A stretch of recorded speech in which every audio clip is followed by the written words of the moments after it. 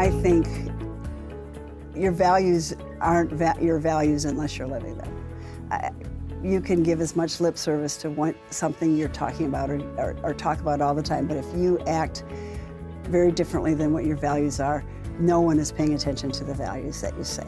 I'm a very passionate person, and when I didn't see things going right in the restaurant, I wanted to do something about it right then and fix it, but that would not go with my values of the teacher giving the student as much learning as possible. And so much of the time I would have to pull a manager aside and we'd talk it over, and then I would be there and support them while they went back and re-educated or redid whatever was happening.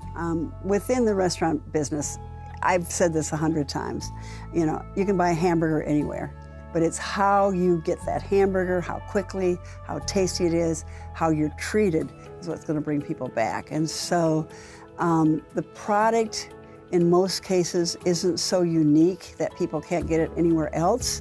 It's how they get the product, how they're treated, how they feel part of what's happening.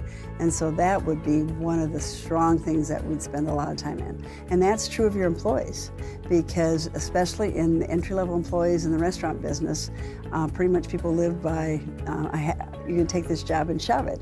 And if they aren't treated properly and managed well, they're just going to go down the street to someone else, and you've lost all of those hours on training. So that's pretty important, is the respect and the credibility that you give everyone, because, and I would kind of give my folks, I'd tease them. I'd always work Friday nights, our busy night, and I'd come in, and if they were slow in the grill, I'd say, okay, I'm gonna come back there, but I'm not as good as you are. I can't do it as well as you do, and if I come back there, I'm afraid it's gonna slow us down. So can you speed up the production so we can get these hamburgers out? And it was almost a game with them. They loved that because they knew that they were the best at what they did. And they knew that I had working knowledge of it, but I wasn't as proficient as they were. And that gave them pride when I would say it that way. You're much better than I am, but if you need this extra hand back there, and more than often, I'd walk in around 5 o'clock on a Friday night and the shift manager would say, Miss Cheryl, you're on register 1, because that's our slower register and you're out of our way, just stay out of our way. Because we did very large volumes on Fridays and Saturdays, so. And they were right. I just wanted to be there to support them.